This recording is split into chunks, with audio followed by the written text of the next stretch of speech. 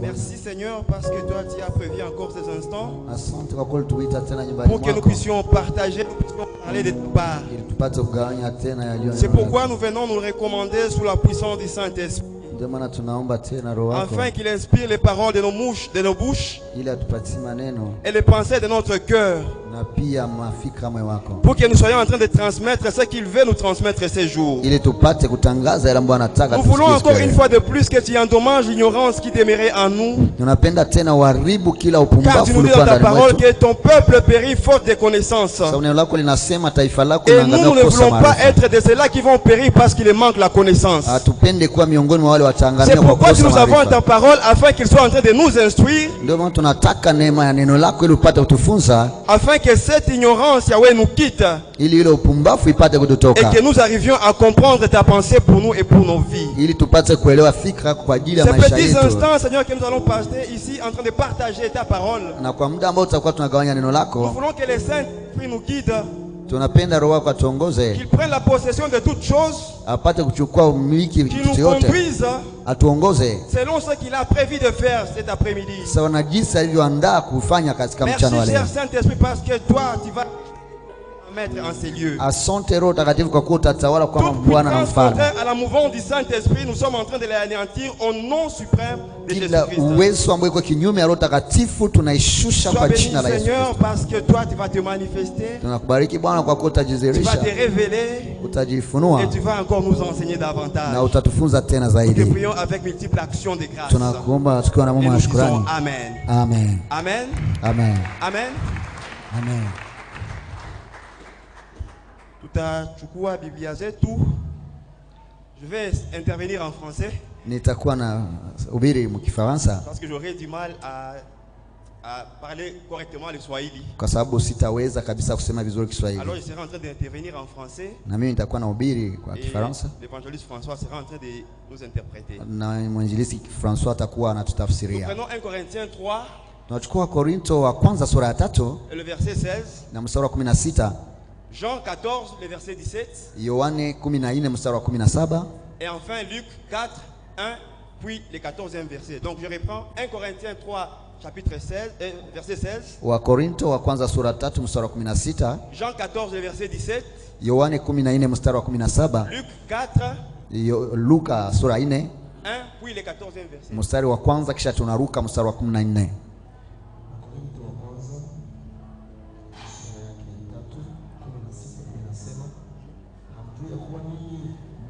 Hekalu la Mungu na ya kuwa Roho wa Mungu anakaa ndani yenu. Amen. Yohana 14 mstari wa 17.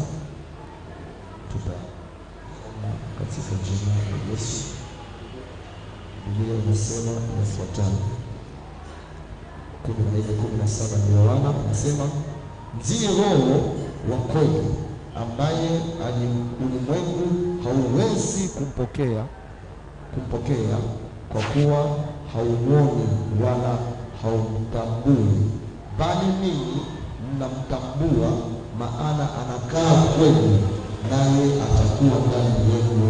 Amen. Amen. Luc 4:1 puis le 14e verset. Luka 4 mstari wa kwanza pia mstari wa 17. Na Yesu hali amejaa Roho Mtakatifu alirudi kutoka Yordani, akaongozwa na Roho muda wa siku 40 mstari wa 14. Yesu akarudi kwa nguvu za Roho, akaenda Galilaya. Habari zake zikaenea katika nchi zote za kando. Nous pouvons acclamer pour la parole de l'Éternel. Nous avons commencé depuis le début de cette semaine de parler sur une thématique intitulée Laisse le Saint-Esprit agir en toi. Et nous avons dit que cette thématique était individuelle, parce qu'il ne dit pas que laisse le Saint-Esprit agir avec ton prochain ou avec ton voisin, mais que le Saint-Esprit agisse en toi. C'est pourquoi nous avons dit seras le plus malheureux utakuwa mwenye hole sana si tu penseras que le message est destiné à quelqu'un d'autre. Kwa kuwa unawaza kwamba ujumbe ni kwa ajili ya mwingine. Et pourtant, na kwa hiyo c'est en toi que le Saint-Esprit doit agir. Ndani mwako ndio inabidi Roho Takatifu atende. Dans Jean 14, le verset 17, katika Yohane 14 mstari 17, nous avons lu tumesoma et nous avons vu les récits que Jésus était en train de faire avec ses disciples. Tukaona masemi ya Yesu pamoja na wanafunzi wake. Il était en train d'échanger avec les disciples. Alikuwa anazungumza na wanafunzi wake. Et les disciples étaient en train de lui poser la question de savoir. Na wanafunzi walikuwa na mswali wajui. Qui était le Père? Nani alikuwa baba? Et Jésus était étonné na Yesu alikuwa anashangaa de voir que pendant tout ce temps qu'ils étaient avec lui, kwa muda yote walikuwa naye, ils ne savaient pas qui était le Père. Hawakuwa najua baba ni nani. Et Jésus leur avait dit, na Yesu akawaambia, pendant tout ce temps que j'étais avec vous, kwa muda wote nilikuwa nanyi, vous n'avez jamais vu le Père. Wala mjawahi kumuona baba. Celui qui me voit moi, yule anayeniona mimi, voit le Père. Anaona baba. Et pendant qu'il était en train de discuter, il était en train de leur dire toutes les choses que je suis en train de vous dire. Il arrive un moment où je ne serai plus avec vous, mais le Saint-Esprit viendra sur vous afin de vous rappeler ces choses et afin aussi de vous enseigner davantage. Pendant que nous sommes en train de parler maintenant, Jésus était en train de leur dire, en ce moment-ci, le Saint-Esprit demeure avec vous, mais il n'est pas dans vous. Mais le temps venu, le Saint-Esprit sera en vous. Amen. Amen. Et nous avons dit ceci. Dans cette thématique, nous avons parlé d'une sous-thématique qui parlait des influences du Saint-Esprit. Et nous avons catégorisé 3 influences du Saint-Esprit. Nous avons dit qu'il y a le Saint-Esprit en vous. Et aussi le Saint-Esprit avec vous. Et le Saint-Esprit sur vous. Alors, le Saint-Esprit sur vous, c'est ce que nous appelons l'onction. Donc il vient nous capaciter pour faire une action que nous ne pouvons pas faire par nos propres forces. Et dans les temps anciens, c'était ça la manifestation du Saint-Esprit. Il venait sur quelqu'un, il venait pour faire une action, et puis il repartait. Et la personne restait vide. Mais nous allons voir que dans la nouvelle alliance, dans la pensée divine, l'onction est différente de ce qui s'est passé dans les temps anciens. Alors dans cette thématique, le Saint-Esprit en toi, nous avons dit pour les influences du Saint-Esprit.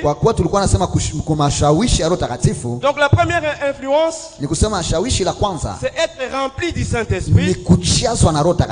La deuxième influence, c'est être conduit par le Saint-Esprit.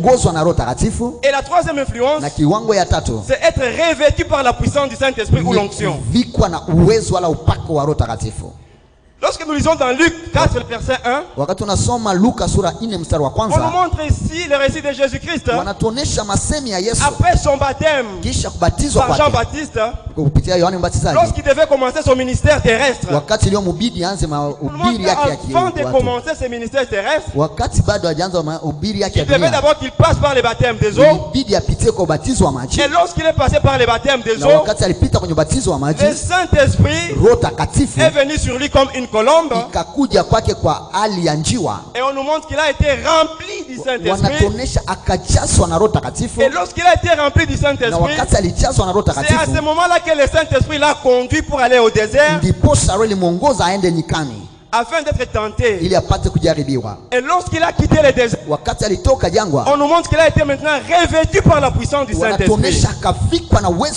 Et nous avons dit, Jésus-Christ étant notre modèle parfait, nous devons aussi suivre la trajectoire que Jésus-Christ a suivie. C'est-à-dire nous devons être remplis par le Saint-Esprit, conduits par le Saint-Esprit, et après revêtus par la puissance du Saint-Esprit.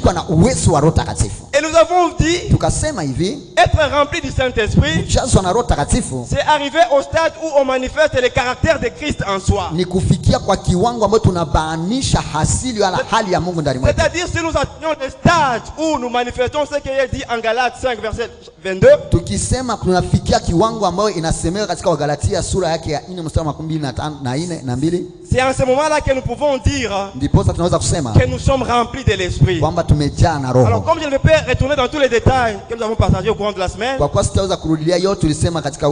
avons dit aussi qu'il y avait des possibilités qui s'offraient à nous pour que nous puissions être remplis du Saint-Esprit. Et parmi ces possibilités, la première chose c'était de les demander à Dieu. Et nous avons vu dans Luc 11, 9 à 13 que Jésus était en train de dire, si nous demandons le Saint-Esprit à Dieu, il va nous les donner. Mais si vous lisez encore tous les récits, vous voyez que c'est quelque chose qui doit être fait avec insistance. Et on doit prier et prier pour cela. Nous avons dit que notre malheur, nous prenons beaucoup plus de temps à prier, à jeûner même, pour nos besoins physiques. Mais pour ce qui est de la plénitude du Saint-Esprit, c'est le cadet de nos soucis. Il est difficile de voir un croyant, un chrétien, de prendre un moment de prière où il dit, il veut juste être rempli par l'Esprit. Si ce n'est que les petits moments qu'on passe ici, et s'il y a une intention de la sorte, et c'est à ce moment-là que tu peux juste faire cette prière pendant 2-3 minutes.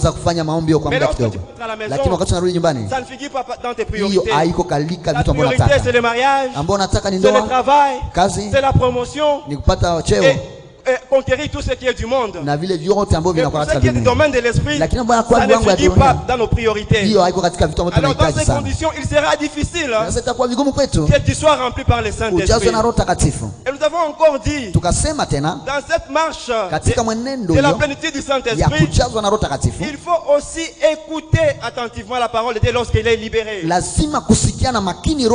avons dit dans Actes des Apôtres, on vit un endroit où l'apôtre Pierre était en train de parler de la part du Seigneur. Et on nous dit lorsqu'il était en train de parler, l'Esprit est descendu sur tous ceux qui écoutaient la parole.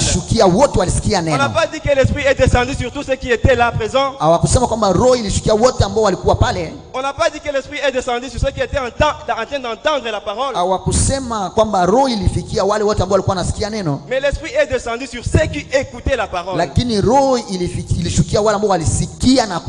nous avons dit quelle différence entre entendre et écouter. On peut entendre sans écouter. Mais Dieu veut que nous puissions écouter sa parole. Et de cette manière aussi nous serons remplis par l'Esprit. Nous avons dit aussi que dans cette dimension d'être rempli, conduit et revêtu de la puissance du Saint-Esprit, on ne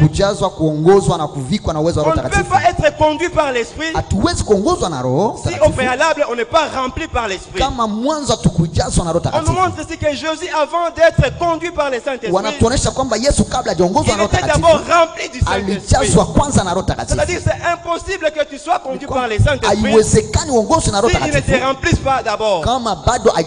Et nous avons dit, c'est lui qui remplit ton cœur, c'est celui qui te conduit. C'est lui qui remplit tes pensées, c'est lui qui prend la possession de ta vie. Nous avons vu l'exemple d'Ananias.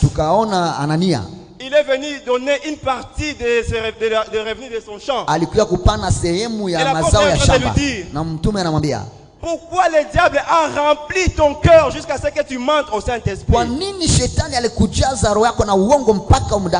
C'est-à-dire pour que Ananias arrive à mentir au Saint-Esprit, il s'est laissé d'abord être rempli par le diable. Et lorsque le diable l'a rempli, c'est à ce moment-là que le diable pouvait le conduire dans le mensonge. Donc celui qui ne te remplit pas, il est difficile qu'il te conduise. C'est pourquoi il est difficile de demander au Saint-Esprit de te conduire si il ne te remplit d'abord pas. Kama kwanza hajakujaza. Donc c'est un continuum. Ni kusema ya kwamba ya kuendelea. Si vous ne passez pas par cette étape de la plénitude, aupitie kwa ile kiwango ya kujazwa, c'est difficile qu'il vous conduise. Inakuwa vigumu kuongoze. Amen. Amen. Dans le peu de temps qui nous reste, nous allons essayer de voir la deuxième influence. Kwa muda ambao inatubakia tutaangalia shawishio la pili. Être conduit par le Saint-Esprit. Kuongozwa na Roho Takatifu. Être conduit par le Saint-Esprit,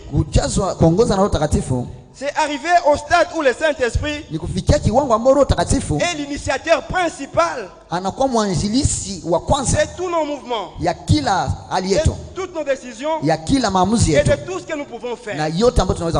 C'est à ce stade-là, si nous arrivons à ce stade-là, ou avant de faire quelque chose, nous allons d'abord demander au Saint-Esprit, est-ce que je peux emprunter cette voie? Est-ce que je peux réaliser cette voie? Cela ne s'applique pas seulement dans le domaine spirituel.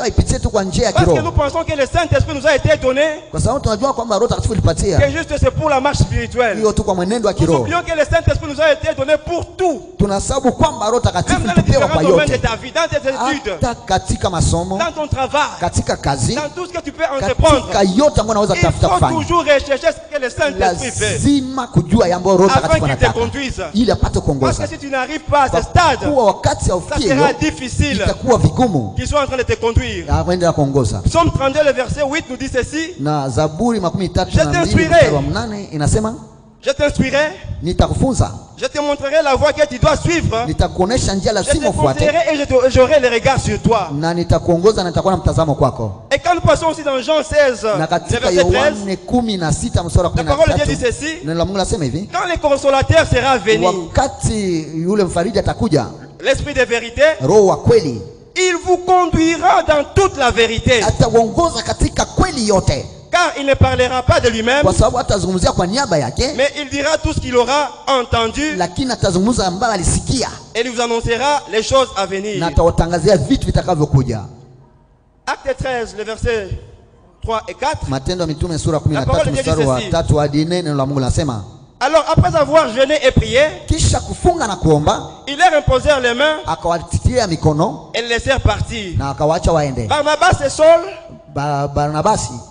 Barnabas et Saul, envoyés par le Saint-Esprit, descendirent à celui-ci. En fait, tous ces trois passages sont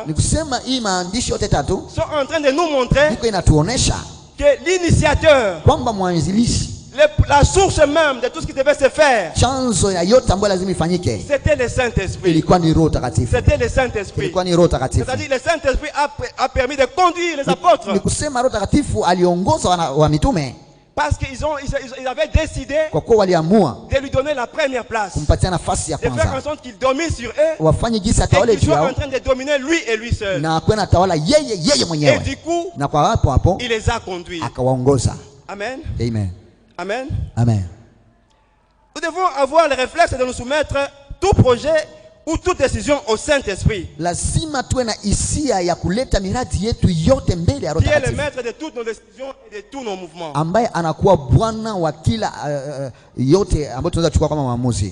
Donc la dimension où le Saint-Esprit te conduit, c'est-à-dire il peut arriver que le Saint-Esprit t'empêche d'aller quelque part, ou il t'autorise de faire quelque chose. Donc ce n'est pas seulement une dimension où il doit seulement accepter tout ce que toi tu demandes. Nous voyons une fois l'apôtre Paul qui devait aller prêcher quelque part, et il s'était même préparé avec les autres qui devaient l'accompagner. Mais lorsqu'ils sont arrivés en ces lieux, le Saint-Esprit leur a interdit de libérer la parole. Et pourtant ils allaient pour prêcher. Je pense que c'est à notre époque.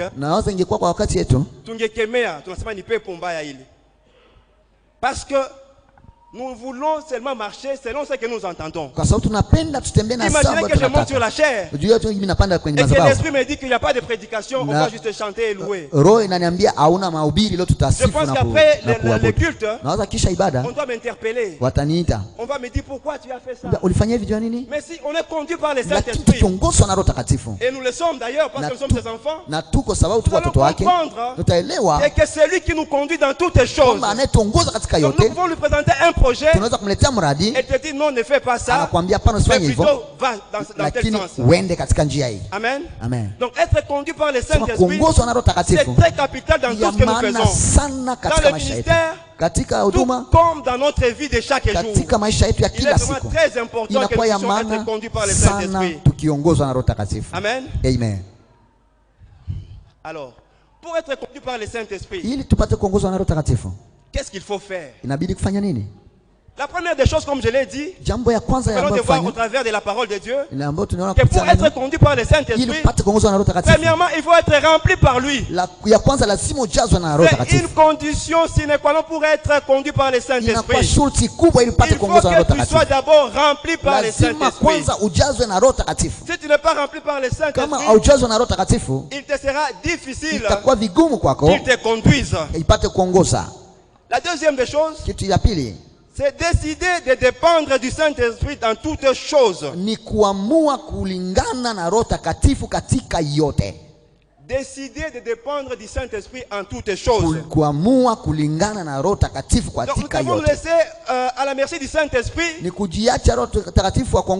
comme les enfants se laissent devant leurs parents.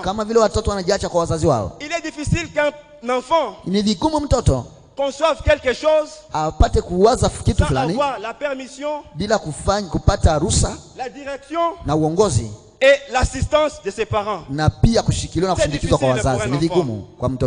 Je vais prendre un exemple. Nous pouvons aussi décider de marcher, de dépendre du Saint-Esprit dans 3 dimensions. Dans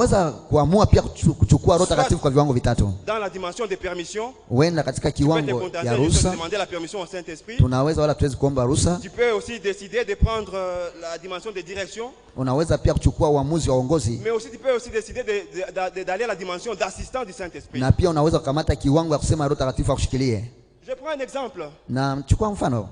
Qui est un match qui sont en train de se livrer au stade de la Concorde de Kadutu. Un enfant peut dire à son père, papa, est-ce que tu peux me permettre d'aller assister à ces matchs? Ça, c'est la dimension de permission. Et le père peut refuser, accepter. Et lorsque l'enfant va au match, il a juste que la permission de son père. Peut-être que le père ne sait pas quel chemin il va emprunter pour arriver au stade. Mais il a juste accordé la permission. C'est aussi une dimension avec laquelle nous pouvons marcher avec le Saint-Esprit. Soit tu te demandes sa permission et tu lui dis pour les restes, tu as juste besoin de la permission. C'est une dimension que tu peux décider avec le Saint-Esprit.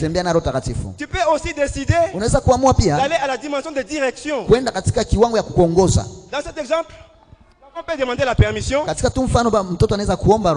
mais il peut dire aussi à son père, quel est le meilleur chemin pour que je puisse atteindre le stade où le match va se jouer. Non seulement il demande la permission, mais il demande aussi la direction. Quelle direction à suivre pour que j'arrive au stade sans écueil.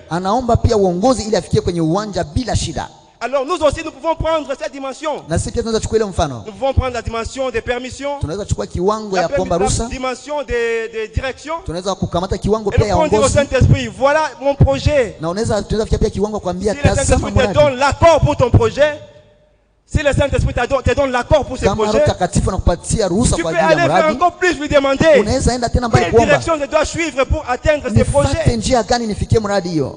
Tu peux rester à la dimension de permission. Tu demandes juste la permission, mais pour atteindre le but, tu dis que ça ne regarde pas le Saint-Esprit. Je vais me coacher moi-même. Amen. Amen. Et la troisième dimension, c'est la dimension d'assistance. C'est-à-dire cet enfant peut dire à son père, non seulement il demande l'accord, la permission pour aller suivre les matchs, ou demander juste la direction pour arriver au terrain, mais il peut dire aussi à son père, est-ce que tu peux m'accompagner suivre les matchs? Ça c'est une dimension que nous devons atteindre avec le Saint-Esprit. Non seulement nous lui présentons nos projets, nous lui présentons ce que nous voulons faire, nous ne demandons pas seulement la direction, mais nous lui disons d'être avec nous. Parce que s'il est avec nous, là où nous sommes, nous n'allons pas trébucher et nous n'allons pas aller à côté. Et l'église, malheureusement, ceux qui fournissent l'effort, il s'arrête juste à la dimension de permission. Voilà, Saint-Esprit, je vais faire juste ce projet-là. Et tu te limites par là. Je vais faire ceci, tu te limites par là. Ne sachant pas qu'il peut donner son accord, mais dans la marche pour l'accomplissement de ce projet, il y aura des embûches, il y aura des écueils. Mais s'il te dirige, et il prend aussi la dimension d'assistance, tout ce que tu voudras faire sera parfait. Parce qu'il t'assiste dans tout. Amen. Amen. Et que l'église doit prier pour arriver à cette dimension d'assistance. Ce qui est une dimension très capitale. Autre chose que nous devons faire pour être conduits par le Saint-Esprit, c'est demander le discernement de la voix du Saint-Esprit. Ouais, là c'est très compliqué pour nous. Souvent, nous ne demandons pas de discerner quand est-ce que l'Esprit nous parle. Un roi, chapitre 3, verset 9. Nous sommes en train de voir ici la requête que Salomon avait faite. L'Esprit de Dieu lui demande ce qu'il veut. Il lui dit ceci: veille donc donner à ton serviteur l'intelligence nécessaire pour administrer la justice pour ton peuple, afin qu'il sache discerner entre les biens et les mal. Sans cela, qui pourrait administrer la justice pour ton peuple qui est si nombreux? Nous sommes en train de voir ici que Salomon a compris que s'il ne discerne pas ce qui est la voix du Saint-Esprit, il ne pouvait pas faire, il ne pouvait pas administrer la justice pour le peuple de Dieu. C'est pourquoi il a demandé le discernement. Il est donc important pour nous, Église, d'avoir un esprit de discernement afin de comprendre quand est-ce que l'Esprit est en train de nous parler. Parce que nous pouvons louper parce que nous n'avons pas su discerner quand est-ce que l'Esprit est en train de nous parler. On dit que Dieu parle tantôt d'une manière, tantôt d'une autre. Donc il n'y a pas un schéma bien codifié qui dit c'est comme ça que Dieu parle. C'est pourquoi l'esprit de discernement est nécessaire afin de comprendre ce que Dieu est en train de nous transmettre à travers le Saint-Esprit. Amen. Amen. Amen. Amen. Un autre point pour être conduit par le Saint-Esprit, c'est attendre patiemment les instructions du Saint-Esprit. Donc il peut arriver déjà que tu as prié. Le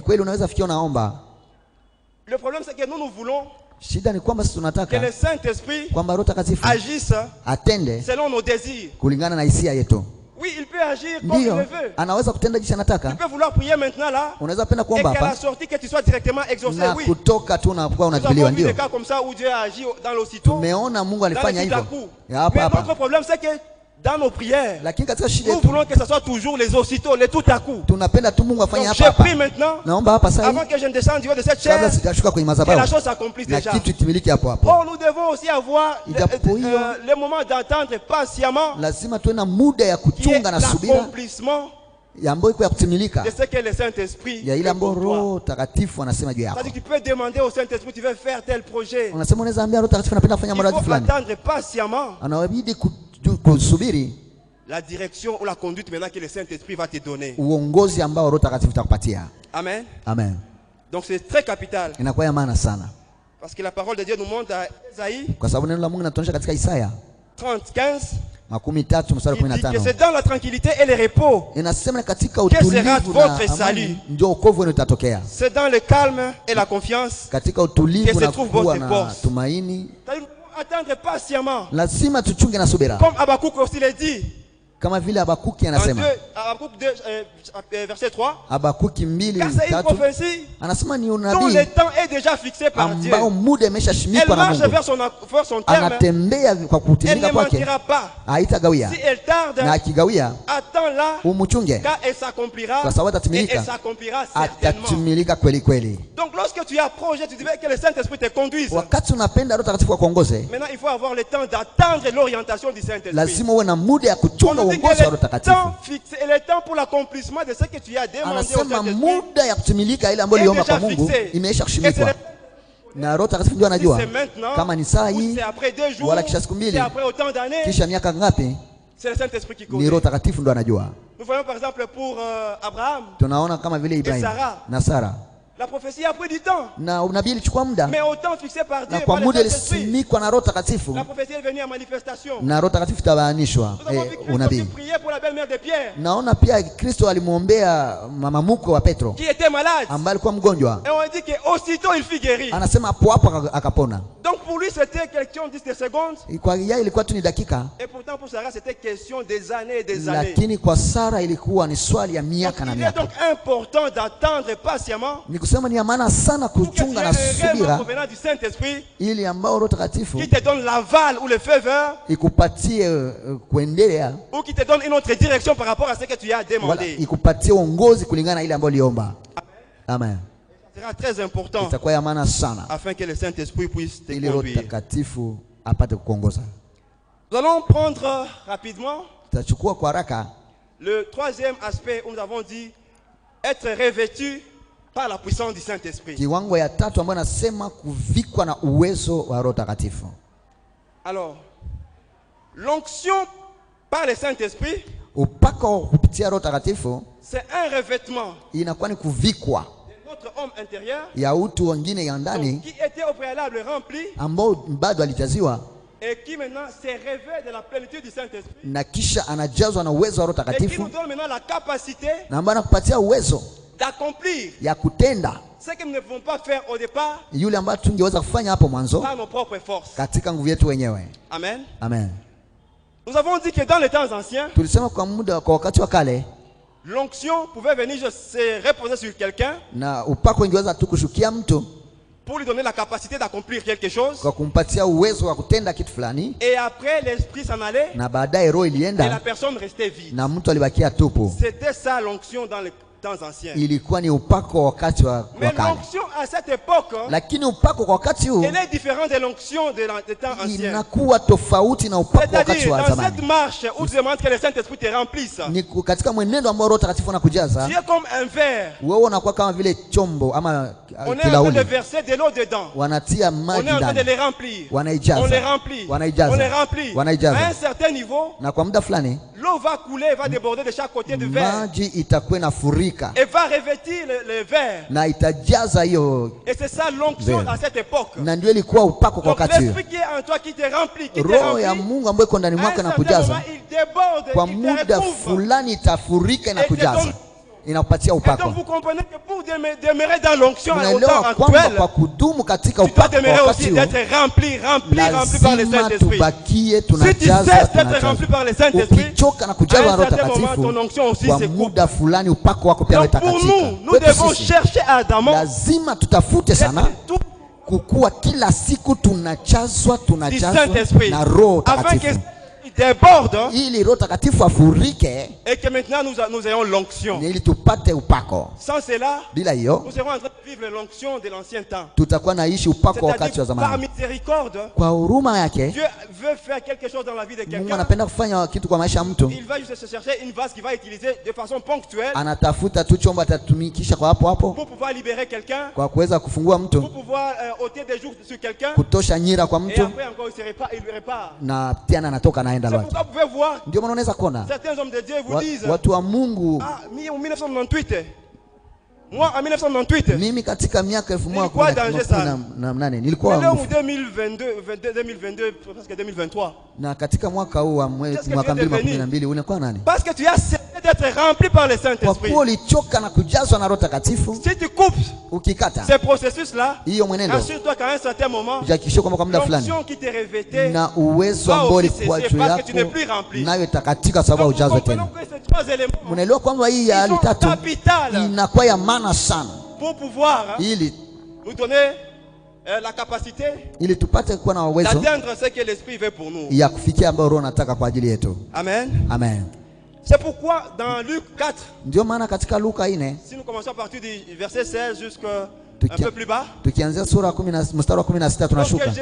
Wakati Yesu il a commencé le ministère, alianza huduma, il est allé dans les synagogues, na akaenda katika hekalu. Il a ouvert les rouleaux, ni pale ambao alifungua kitabu. Il a dit l'Esprit de Dieu est sur moi, anasema Roho ya Mungu iko juu yangu, il m'a oint, ili nipaka, il m'a donné la capacité, alipatia uwezo. C'est que eux ne savaient pas, ambao hawakujua, ils pensaient que c'était leur onction de l'ancien temps, walizani kwamba ni upako wakati wa zamani. Mais nous devons voir que Jésus était d'abord rempli, lakini ilibidi kwa Yesu ajazwe, conduit, aongozwe. Et c'est après qu'il a dit ces mots-là. Ni mposa alisema sasa maneno hayo. L'Esprit du Seigneur, anasema Roho ya Mungu et cette onction est différente na hiyo upako de l'onction de l'ancien temps, na upako wa zamani, parce qu'il est au-dedans de moi. Kwa sababu inakuwa ndani mwangu. Il va continuer à me remplir, à me remplir, kunijaza, à déborder, à déborder, et chaque jour je serai en feu, chaque jour j'aurai l'onction, parce que l'Esprit continuera à me remplir. Kwa sababu Roho ataendelea kunijaza. Il va partir na wakati nitaenda pour revenir, mais il est en moi, il est en train de me remplir, de me remplir, et ma coupe est en train de déborder chaque jour, chaque jour. Kila siku, kila siku. Amen. Donc je suis en train de dire ceci pour chuter, niko nasema hivi kwa kumaliza, que l'onction kwamba upako nous donne juste la capacité inatupatia tu uwezo de faire quelque chose ya kufanya kitu que nous ne pouvons pas arriver à faire avec nos propres moyens, ambao hatuwezi weza kufikia kufanya na nguvu yetu wenyewe. Et assure-toi, lorsque l'onction est là, kwamba upako iko pale, il entraîne une certaine adversité. Inaleta vita fulani. C'est-à-dire lorsque le Saint-Esprit est sur nous, wakati Roho Takatifu juu yetu, lorsqu'il va se manifester en libérant les gens, wakati itajibanisha kwa kufungua watu, en délivrant les gens qui étaient captifs par les démons, kwa kufungua watu walikuwa wanashikwa na mapepo, le diable, shetani, ne va pas rester ainsi. Atabakia tu kimya.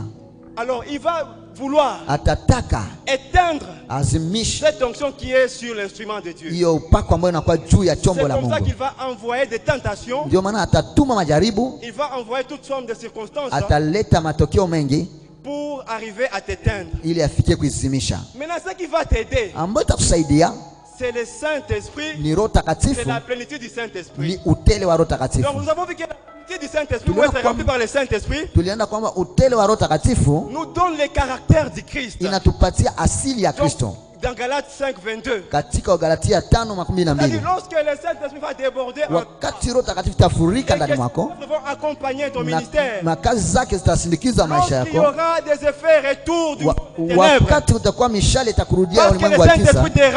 Kwa kuwa Roho Takatifu anakujaza na asili ya Mungu ndani mwako, unaweza kupigana na hiyo adui.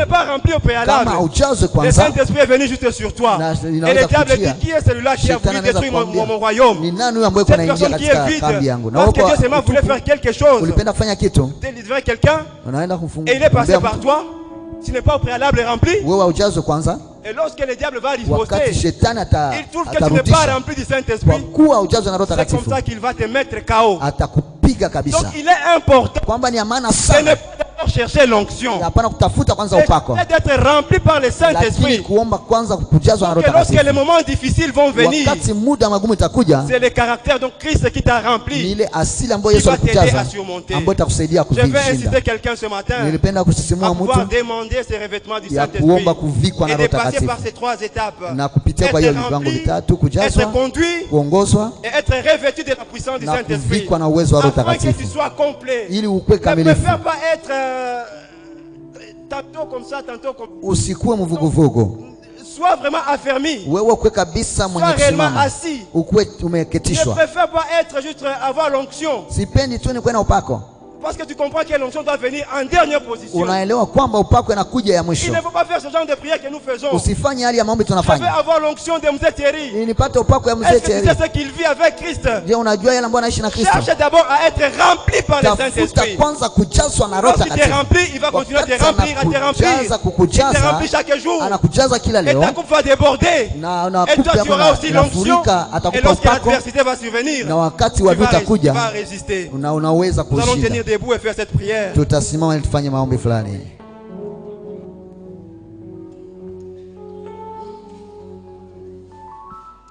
Nous allons dire au Esprit Tutambia Roho Takatifu que nous avons écouté ta parole. kwamba tumesikia Nous neno. avons écouté la pensée que toi tu as pour nos vies. Tumesikia Mais fikra nous kwa voulons maisha maintenant yetu. que tu prennes le règne. Tunataka Que tu utawale. prennes la commande de nos vies. Upate kuongoza maisha Que tu yetu. nous remplisses chaque jour de notre existence. Utujaze kila leo Que tu tunapoishi. nous conduises chaque jour de notre existence. Utuongoze katika hali yetu Et ya que tu nous kuishi. revêtes de ta puissance. Na utupatie Afin uwezo que nous puissions être parfaits. ili tukue Fais kamilifu. cette prière pour toi. Fanya maombi kwa ajili Afin yako. que le Saint-Esprit soit en train d'agir au travers de sa Ili vie. Roho Takatifu Si tu atende ne le maisha fais pas, ne yako. pense pas que quelqu'un d'autre va le faire à ta place. Usifanye hiyo, Chacun fait usinyamaze cette prière sababu kila pour mtu lui-même. atafanya kwa ajili yake Oh mwenyewe. Yahweh, nous venons devant Fanya tu maombi, ambia Roho akujaze. Nous venons devant de toi, Seigneur, Ambia Roho afin akujaze. que tu nous conduises, afin que tu nous remplisses de akuongoze toi. katika yote. Remplis-nous de toi. Tujaze Remplis-nous na de wewe. ta puissance, Tujaze Seigneur. na uwezo Remplis-nous wako, de Baba. ton esprit. Tujaze Pour que nous na ne Roho puissions wako. plus marcher selon la chair. Tusitembee Pour que tena nous ne kulingana na puissions plus mwili. marcher comme nous le voulons. Lakini Et que tusitembee tu tena prennes le temps tunataka. de nous conduire, Yahweh. Mais Tusitembee aussi de tena nous revêtir de ta tunataka. puissance. Lakini tuvike na Oh uwezo wako. Saint-Esprit, nous avons Roho besoin de toi. Takatifu tuna Nous haja avons yako. besoin de toi, Tuna haja Saint-Esprit. yako, tuna Nous haja avons yako. besoin de toi, Esprit Tuna de haja Dieu. yako, Nous Roho ya avons Mungu. besoin de toi, Tuna cher haja yako, Saint-Esprit. Roho Takatifu. Nous avons besoin de Tuna toi. haja yako. Viens nous remplir. Uke Viens nous tujaze. remplir. Leo tujaze. Viens nous remplir. Uke tujaze. Remplis-nous de toi. Utujaze. Remplis-nous de toi. Na Remplis-nous de toi, Tujaze Jésus. na furaha. Remplis-nous de toi, Tujaze Esprit na de Dieu. furaha, Roho ya Mungu. Remplis-nous de toi. Tujaze Nous na avons- furaha. Tunakuja yako.